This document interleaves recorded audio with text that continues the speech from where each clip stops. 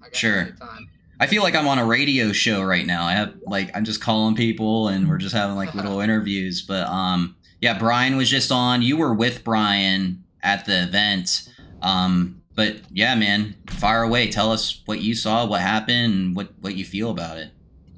Yeah, so we were in there. We were, I mean, I'm sure Brian mentioned it, but we were down um, towards like basically almost directly to Trump's left, just a little bit back.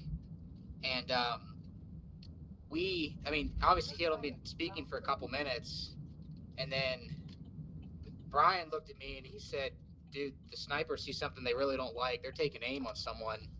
And I looked up and saw him, and then it was just seconds later the shots started ringing out, and this guy behind me, I didn't fully realize what was going on because they were all suppressed shots.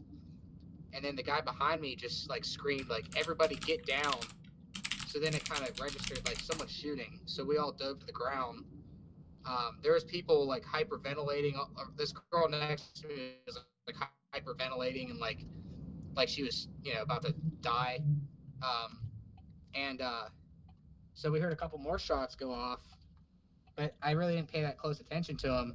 And then Trump got up right after that, so we all stood back up and cheered. And we honestly thought that the snipers had seen somebody and just smoked him. So I didn't think too much into it because I was like, that's kind of scary, but Secret Service doing their job, so keeping us safe.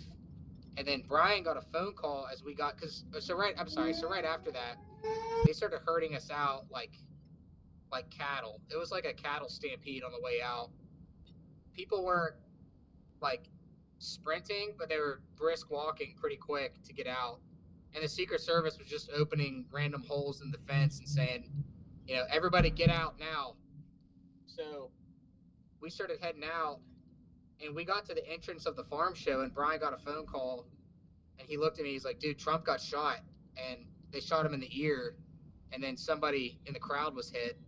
And then I learned later about the other casualties in the crowd, and then I learned a little bit later too that the one guy that was hit couldn't have been more than like 50 yards from us, if that. The guy that died. So Did you that's actually essentially. see? Did you actually see like him get shot? Like, did you, or was it like just too quick? You I know. So we were towards the back. I didn't actually see him go down because I was kind of looking at him through like holes in the people. Like I said, I was more reacting to the guy behind me, and then once he said that, like I said, then it registered like that was suppressed fire. Like there's guns being shot, but no, I didn't actually see him go down. Hmm. I you I know that's Go just ahead, sorry. tragic. I'm sorry. That's just tragic. Like I just can't.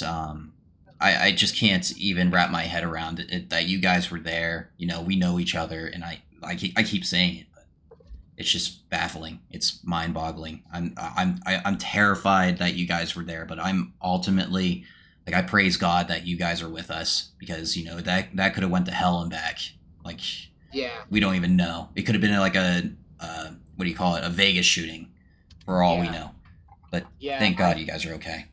So my girlfriend's family was in the front row and like right in front of Trump, and her stepsister was on the news because she got a video of like him like going, not him going down, but um, they got a video like she actually watched him like go down and like get up with the blood coming off his face, and but no, I it kind of took me until yesterday to really process what happened. Um, yeah, it's scary. I've been a little bit shaken up since then, just because, like I said, like so much happened that I didn't at the time. Like I said, I didn't think it was too much. I thought Secret Service got there quicker than they did, and I'm not putting them down at all. But Mm-hmm. to find out later that we were, I mean, 50 yards is a decent distance, but it's also not too much. So yeah, it was very scary, but um, very thankful that we were safe and um, yeah, for sure. Yeah, and what's even worse is you have all these good people that usually carry guns inside of like this checkpoint, and we're not even allowed to like protect ourselves. Like that's the most vulnerable part. Like it not only was this negligence just unsafe former President Trump, but it was unsafe for everybody that was there. Even if they wanted to protect themselves, they couldn't. And I don't know, man. Like I said, it's just crazy. Yeah, I felt very helpless because I didn't think about it. Like, what really brought it on for me was Brian looked at me and he was like, "The first thing you do in a terrorist attack is get out of the kill zone." And then it kind of registered like you said, we have no weapons and we're laying here basically in the kill zone. And I mean, this is a strange thankfulness, I guess, but thankfully, he wasn't aiming for the crowd. I mean, I obviously don't want to see him take Trump out by any means, but if he wanted to aim for the crowd and just pop as many as he could off just in the vicinity of the crowd, he could have mowed down quite a few people. And I'm just really thankful that that was not his intention, because it could have been easily double the casualties, probably triple if he really wanted it to be. Mm-hmm.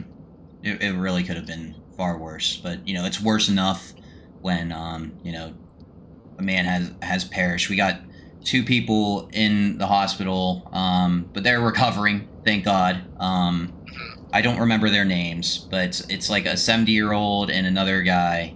But thank God they're okay. And if you guys want to help with donations or anything, there's a GoFundMe available for both Corey and for the victims that were at the rally.